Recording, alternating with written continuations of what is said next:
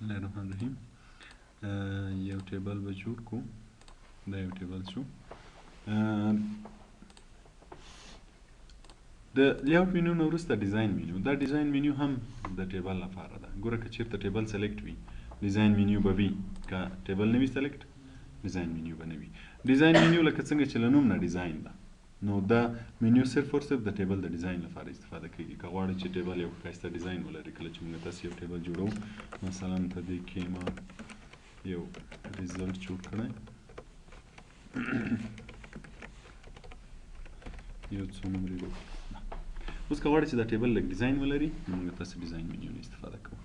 اول ګوره دلته موږ د ټیبل سټایلونه لرو. که غواړئ چې له دو سټایلونو استفاده وکړئ، فقط کرسر په ټیبل کې کېږده چې په هر یوه کرسر کېږدئ، دا سټایل درته ښیي چې دا داسې معلومیږي. مثلا دا داسې معلومیږي. ګوره که چېرته دغه بټن کلیک کړې، نو دلته به ټول سټایلونه چې موږ لرو ټول به راته وښیي. دا ټول سټایلونه دي. هر سټایل چې غواړئ چې ویلري. اوس مثلا که زه دا سټایل کلیک کړم، نو ګوره صرف دا باره رو به رنګ تیز وي، په سپین رنګ کې به وي، دا نور رنګ به بیا خیره وي. مثلا که دغه بل دا یې کلیک کړم، بیا به د اول کالم هم ورسره رنګ ولري، رنګ به یې سپین وي. نو دا ټول ډیزاین دي. هر ډیزاین چې غواړئ استفاده ترې کولی شئ. یا ټرانسپیرنټ ډیزاینونه غواړئ، ټرانسپیرنټ ډیزاینونه هم شته. نو فعلا به زه دا ډیزاین کلیک کړم تر څو دا ډیزاین واخلم. اوس چې کله دا ډیزاین یې واخیستو، دلته موږ تاسې بیا بعضې آپشنز لرو. مثلا هیډر رو. اوس ګوره دا اوله رو هیډر ده، نو سټایل یې له دې نورو نه چینج ده. که چېرته زه دا ایسته کوم، هغه سټایل ختمیږي. مثلا که چېرې زموږ ستاسې ټیبل هغه به نه لري، هیډر عنوانونه ونه لري، ته غواړې چې ټول یو قسم ته ښکاره شي، نو بیا دا ترې ایسته کوئ. نو ګوره ټول به په هغه یوه سټایل کې ځي. اوس مثلا که زه یو خانه لابله ور اضافه کړم، ګوره دا اول رنګه، بیا سپینه، بیا رنګه، بیا سپینه، ټول به همداسې چې هر څومره لاندې ټیبل غټېږي همدغه دوه رنګه کې به وي.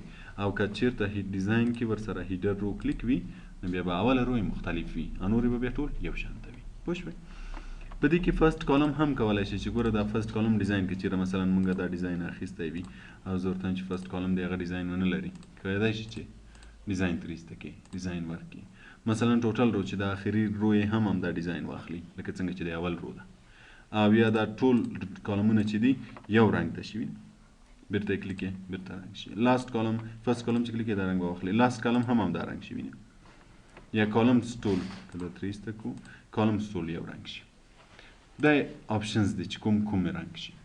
اول به له دې ځای نه سټایل ورکړو، بیا له دې ځای نه د کومې رو یا د کوم کالم سټایل که نه غواړئ او یا یې غواړئ، بیا به یې ټیک مارک کوئ. پوه شوئ په دې؟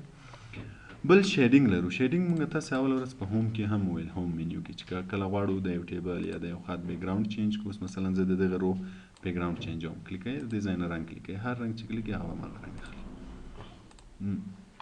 دلته موږ تاسو سره که زه دا رو کلیک کړم، شیډینګ کلیک کړم، یو خو دا رنګونه شوه. که چېرته نو کلر کې بیرته هغه رنګ یې ختمیږي.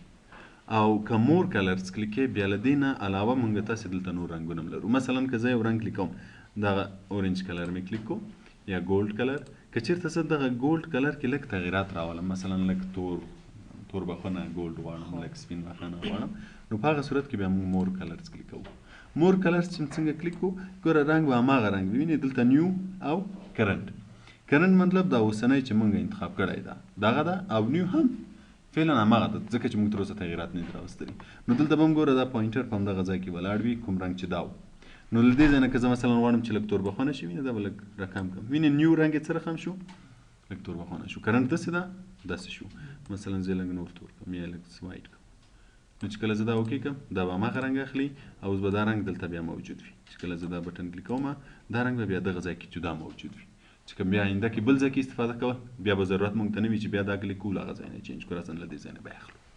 نو دا کلر شو. که کله غواړئ چې شاته شیډ ولري، رنګ ولري، یا ټول ټیبل یا یوه رو یا یوه خانه، هر څومره ځای چې موږ انتخاب کړی وي، له دې ځای نه رنګ ورته ورکولی شو. بیا بارډر سټایل دی. که غواړئ چې بارډر سټایل یې چینج کړئ، کولی شئ بارډر سټایل چینج کړئ. مثلا زه وایم چې بارډر سټایل یې دا شي، کلیک یې کړم. اوس چې هر لاین کلیک کوئ، بارډر سټایل به هماغه وي. وینئ فهم ده؟ یا مثلا سایز چینج یې، اوس ګوره زه به یې لږ غټ کړم تر څو واضح ښکاره شي. دا بارډر دا سټایل غواړم، دا بارډر هم هماغه سټایل. هر یو چې کلیک کوئ بیا به هماغه سټایل کې راځي. او کلر که غواړئ چینج یې کړئ هم یې کولی شئ.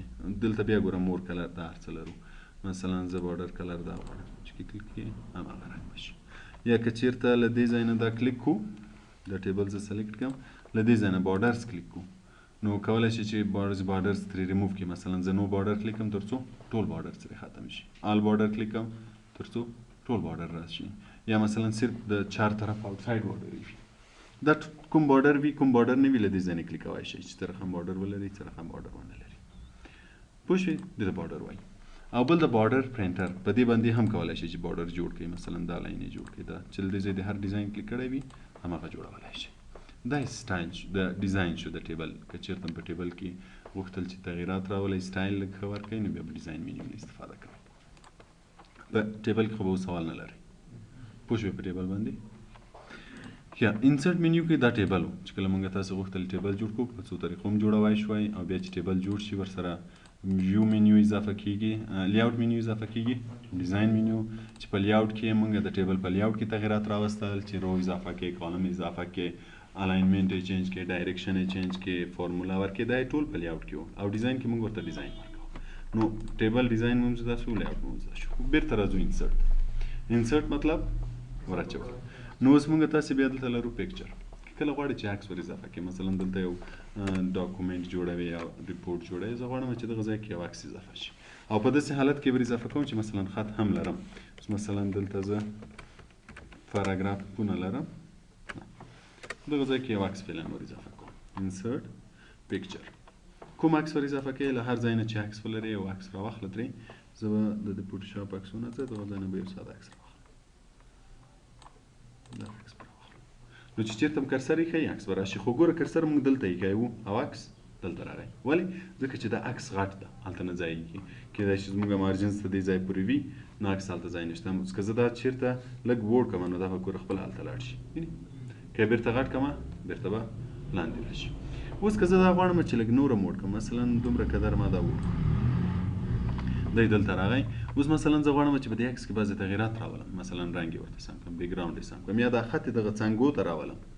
نو بیا چې موږ تاسې دلته عکس سلیکټ کړو، د ده سره یو منیو اضافه کېږي. د څه په نوم؟ فارمات په نوم. دا د عکس منیو ده. که چېرته عکس سلیکټ وي راځي، که عکس نه وي سلیکټ نه راځي. اوس ما دلته کرسر کېښود ګوره نه راځي. چې بیا یې کلیک کړم بیا فارمات راښکاره شي. وینئ؟ نو د عکس تغییراتو راوستلو لپاره چې مثلا یې خط څنګه راشي یا په رنګ یې تغییرات راشي، موږ تاسې له فارمات منیو نه استفاده کوو. فارمات منیو کې موږ تاسې اول ریموو بیکګراونډ لرو.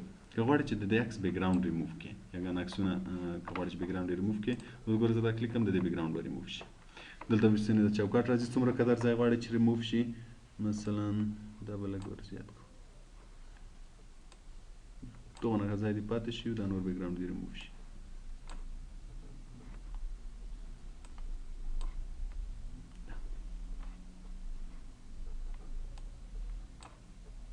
دغونه ځای دې پاتې شي. مثلا اوس ګوره که زه کیپ چینجز کلیک کړم نو همغومره ځای به پاتې شي، نور به پاک شي.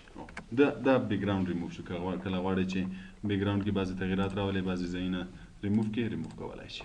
خو دومره شیان، دومره تغییرات چې مثلا موږ تاسې توقع لري چې باید راشي، په ورډ کې هغومره تغییرات نشو راوستی. دا بعضې ساده عکسونه، مثلا یو پاسپورټ سایز عکس وي، غواړئ چې شاته یو بیکګراونډ یې هغه ترې ایسته کړئ که نه، نو داسې ساده رنګونه ایسته کولی شو. خو داسې لکه دا رنګین عکس چې و که نه، د دې شیانو ایسته کول بیا فوټوشاپ یا فوټو ایډیټینګ پروګرامو کې ښه کېږي، په دې کې بیا نشو کولی.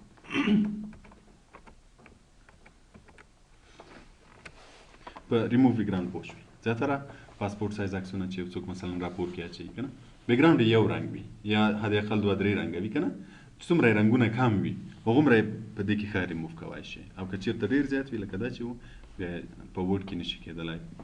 هغه کومه تمه چې بیا تاسې لرئ هغه بیا نشي کېدلی. نو په فوټو ایډیټینګ بیا ښه کېدای شي. بل دلته کریکشن لرو.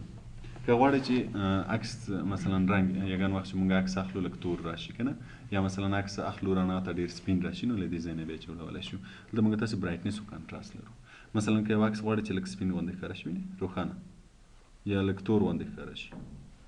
دا ټول حالتونه دي چې هر حالت کې غواړئ هماغه حالت کې کولی شي. بعضې عکسونه که لږ تور وي، مثلا زه فوټوشاپ نه به یو فوټوشاپ له عکسونه چې موږ فوټوشاپ کې کار ورباندې کوو، له هغو نه یو عکس راولم. استاد زمونږ په ورډ پروګرام کې فرنټ پروګرام خلاصولی شو چې عکس سلیکټ کړو او کومه چې پکار یې ترې واخلو نور. دا عکس ګوره، مثلا یو عکس دې اخیستی لږ تور راغی. که غواړئ چې لږ سپین غوندې ښکاره شي له دې ځای نه اوس ګوره مخکې تور و اوس سپین شو نو بعضې کرکشنونه دلته موږ تاسې کولی شو که غواړو چې عکس کې لږ تغیرات راولو له دې ځای نه رنګ سمولی شو دلته نور مختلف رنګونه ورکولی شي اوس مثلا زه دا رنګ ورکوم یا دا رنګ ورکوم هر رنګ هر ډیزاین چې کلیک کوئ عکس به هماغه رنګ اخلي او بعضې افیکټس هم همیشه ډیزاینونو ته وایي که غواړئ چې بعضې ډیزاینونه نور ولري افیکټس ولري مثلا یا دا ټول ډیزاین دی که غواړئ چې له دو ډیزاینونه یې ورته ورکړئ هم یې کولی شي مثلا دا ډیزاین ورته ورکړئ دته آرټیسټیک افیکټس وایي آرټ رسامي غوندې شکل ته وایي نو دلته د رسامي غوندې افیکټس دي که غواړئ چې له دونه کوم یې ورباندې اپلای کړئ ورباندې اپلای کولی شي بل په دې ځای کې موږ تاسې کمپریس لرو که غواړئ چې یو عکس کمپریس کړئ مثلا موږ تاسې چې په څومره ښې کامرې باندې چې ریزولوشن یې څومره ښه وي په هغه باندې چې عکس اخلو سایز یې زیات راځي مثلا یو عکس که موږ های ریزولوشن واخلو امکان لري چې سایز یې 6 MB راشي 7 MB راشي که نه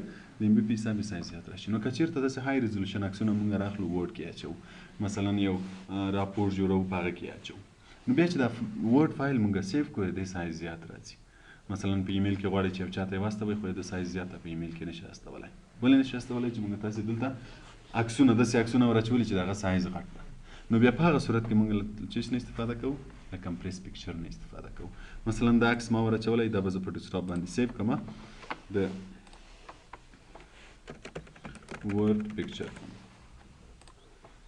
سیو به کړم اوس که زه دا کلوز کړم او دلته یې سایز وګورم ورډ پکچر چیرته سیو شو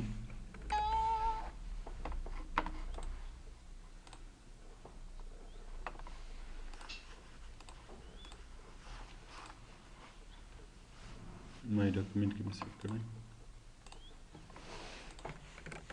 دا ورډ پکچر اوس ګوره د دې سایز څو کې بې لیکل شوی ده 915 کې بې لیکل شوی که چېرته موږ تاسې په دې کې های ریزولوشن عکسونه اچولي وای نو امکان لري چې دا سایز یې زیات راشي نو چې سایز یې زیات وي مثلا بیا غواړئ په ایمیل کې واستوئ ایمیل کې نشئ استولی ځکه چې سایز یې زیات وي نو بیا هغه صورت کې موږ له کمپریس نه استفاده کوو اوس ګوره دا عکس کلیک کوم فارمټ کې ورته وایم چې کمپریس دي شي کمپریس چې د کلیک کو نو ګوره دلته موږ آپشن لرو چې اپلای اونلی دیس پکچر چې دا تغییرات چې غواړم اونلی ټو دیس پکچر صرف په دې پکچر باندې اپلای شي مثلا تاسو معلومه چې د های ریزولوشن د سایز زیاته صرف دا غواړئ نو بیا دا کلیک که دا نه وي نو په دې راپور کې چې هر څومره عکسونه لرو ټول کمپریس کوي د ټولو سایز راکموي نو دا به ترې ایسته کړو او بل ډیلیټ کراپ ایریاز دغه ځای کې چې کراپ وایم بیا به دا درته تشریح کوم او دلته بعضې ریزولوشن راځي څومره چې موږ تاسې ریزولوشن کم ونیسو هغومره یې سایز کم راځي خو د عکس کیفیت بیا لږ خراب ښکاره کېږي دومره په ورډ کې موږ تاسې مشاهده کولی نه شو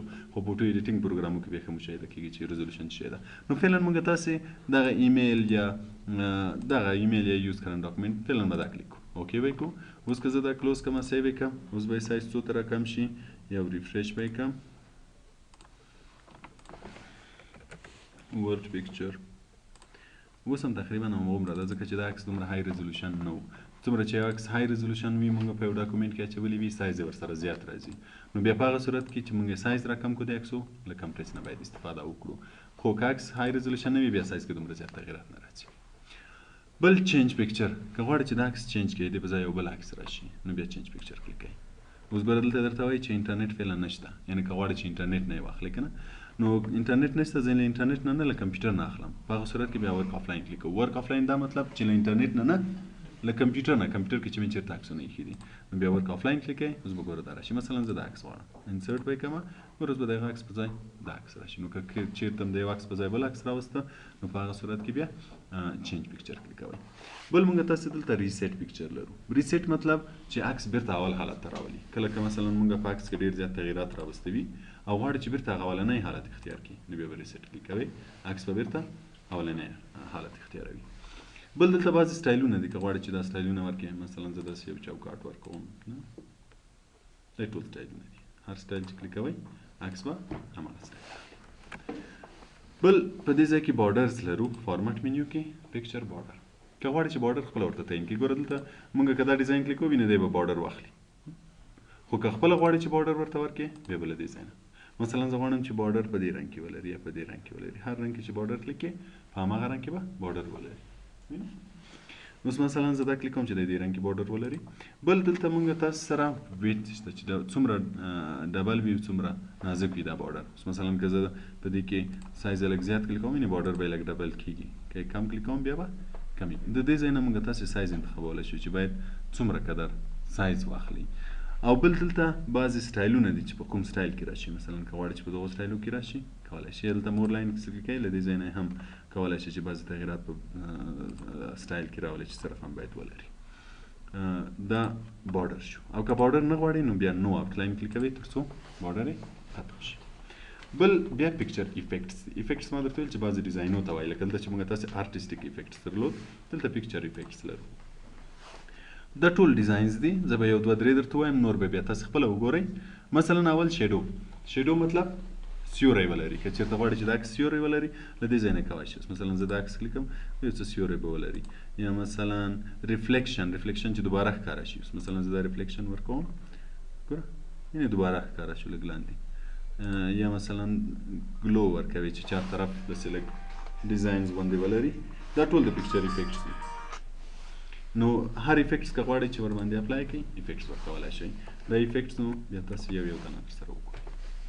بل پکچر لیاوټ ته که غواړئ چې په ډیزاین کې تغیرات راولئ، بعضې خطونه بعضې شیان ورسره اضافه کړئ، نو بیا لیاوټ نه استفاده کوئ. مثلا که زه دا لیاوټ کلیک کوم ګوره دا به هماغه ډیزاین اخلي، دلته به زه خط ورباندې لیکای شم. یا مثلا دا نور لیاوټس، هر لیاوټ چې کله کلیک کوئ عکس به هماغه ډیزاین اخلي او خط به هم ورسره لیکلی شو. دا پکچر لیاوټ شو. بل پوزیشن، پکچر پوزیشن. کله چې موږ غواړو چې عکس او خط یو ځای اوسي. اوس مثلا دلته زه خط لرم، دلته عکس غواړم چې دا عکس دغه ځای کې راولم او دا خط دغه څنګ ته راشي. په هغه صورت کې موږ له چیش نه استفاده کوو؟ له پوزیشن نه. اوس مثلا که زه دا پوزیشن کلیک کوم دی به د صفحې هغه کونج ته راځي. ګوره دلته دا عکس یې مې ورکړی، وینې دا عکس شو، دا یې خط شو، دا نشان. د دې مطلب چې عکس به دې کونج کې راځي، خط به دې طرف ته راځي. که دا کلیک کوو منځ، که دا کلیک کوو دا سر، دا یې دا منځ، دا یې بیخي سینټر د پیج. دا ټول هغه دي پوزیشنز دي چې کوم ځای کې غواړئ. فعلا به یې زه پوزیشن نه ورکوم، همدغه اولي به یې وي چې دلته وي. بل موږ تاسې ټکس ریپ لرو. اوس ګوره دې کې پوزیشنونه مشخص دي چې په دغه کونج کې راشي، یا په دې کونج کې راشي، یا په دې کونج کې راشي. که چېرته زه خپله غواړم چې پوزیشن ورکړم، مثلا دغه ځای کې کېږدم، خط دلته ورسره راشي. اوس ګوره که زه دا کش کړم دلته کلیک خوشې کړمه، عکس دلته راغی، ولې خط یې سره کم کړو؟ دوه ځایه شو که نه. اوس ګوره هغه بره راغی، دا لاندې، او دی دلته ګوره د حرف غوندې راغی. مثلا که زه لږ نور هم را دې خواته کړمه نو امکان لري چې د لغت منځ کې راشي. وینې لغت منځ کې راغی، INS دلته شو، انورې هلته شو. نو بیا دلته ټکس ریپ. اوس ګوره ټکس ریپ چې کلیک کوو، په دې کې اول آپشن انلاین وي ټکس ده. انلاین وي ټکس دا اوسنی حالت ده چې دی د خط سره په لاین کې راځي، یعنې منځ کې راځي لکه یو حرف غوندې. اوس ګوره INS بیا دی ده، بیا دی ده. نو که چېرته موږ تاسې سکویر کلیک کوو، سکویر معنا مربع یا مربع، چې مربع غوندې شکل اختیار کړي، دې خواته هم خط راشي، دې خواته هم خط راشي. اوس به ګوره که زه دا عکس هر ځای ته